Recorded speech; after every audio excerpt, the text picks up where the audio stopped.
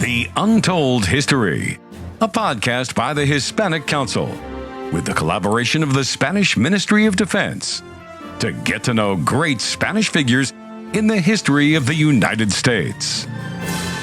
Today, Fernando De Leyba.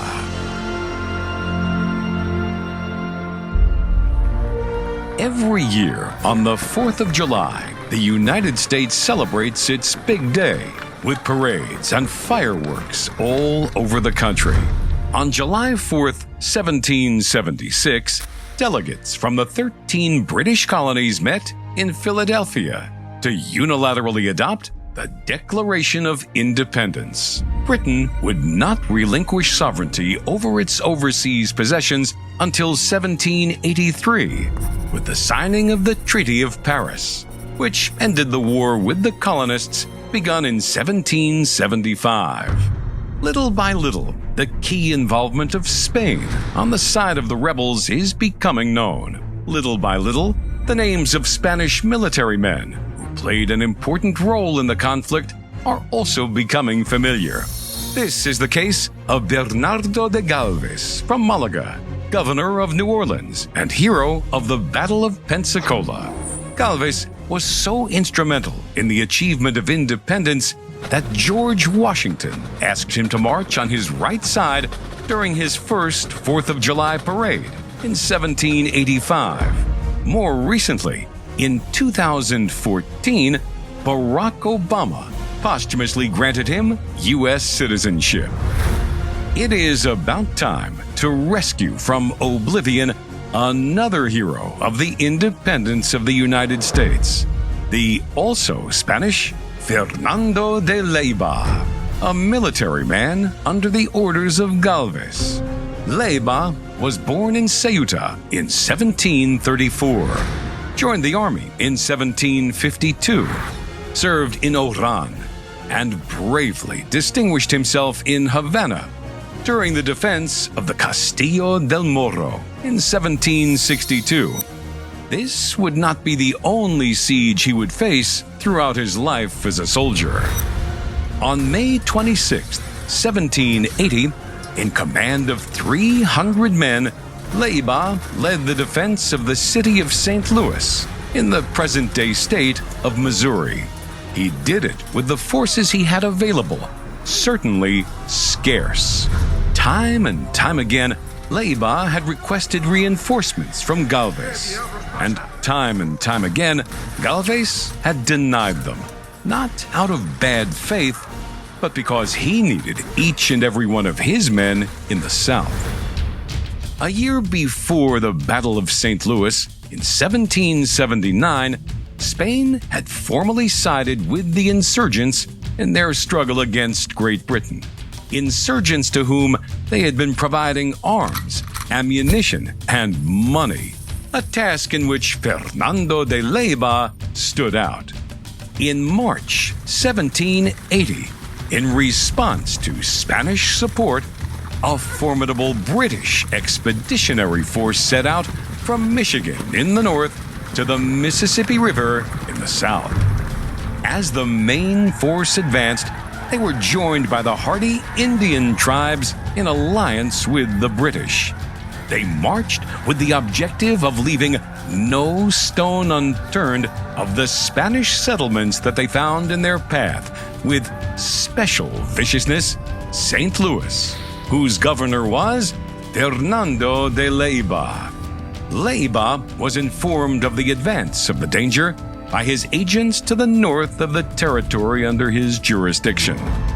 The governor's state of health was as precarious as the defenses of the plaza. With enormous effort, Leyba recruited as many volunteers as he could, improvised a militia, and set himself the task of resisting the attack, concentrating all his forces in Fort San Carlos. For the occasion, he ordered to reinforce the defenses, bearing the costs himself until he was ruined. But Leyba was not alone in his efforts. His good friend George Rogers Clark, an insurgent general in command of the Continental Army in the West, helped him by sending reinforcements. the total number of Spaniards, American rebels, and French colonists did not reach 300. The enemy, comprised of Englishmen, Indians, and some Canadians, was well over 1,000. Pulling himself up by his bootstraps and increasingly ill Leyba put himself at the head of the men under his command.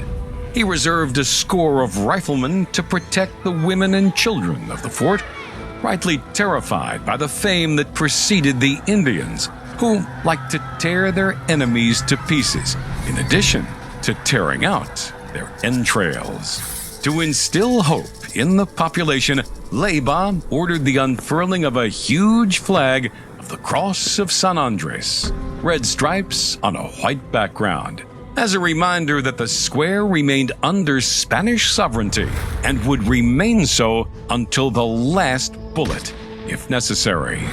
On May 26, 1780, the British Vanguard, composed of Sacs, Fox, and Sioux Indians, rushed the Spanish position, shouting just like in the Western movies.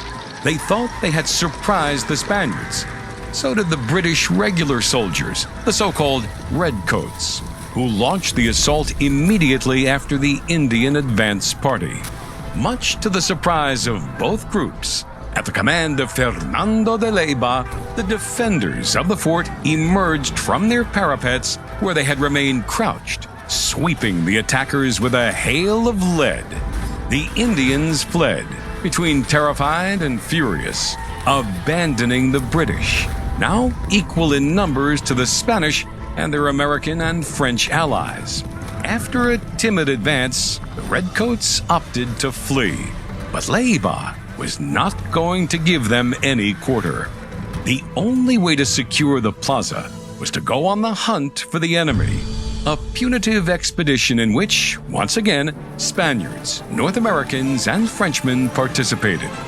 It was not until June 20th that Leyba considered the mission accomplished, notifying Bernardo De Galvez of the victory by letter. He also informed him of his health condition, which was fatally deteriorating. 8 days later, Leyba surrendered his soul to God, consumed in the fulfillment of his duty, faithful to the oath he had sworn, to serve his country and the king. Leyba's feat acquires all its magnitude if we ask ourselves what could have happened if our hero had succumbed in the endeavor.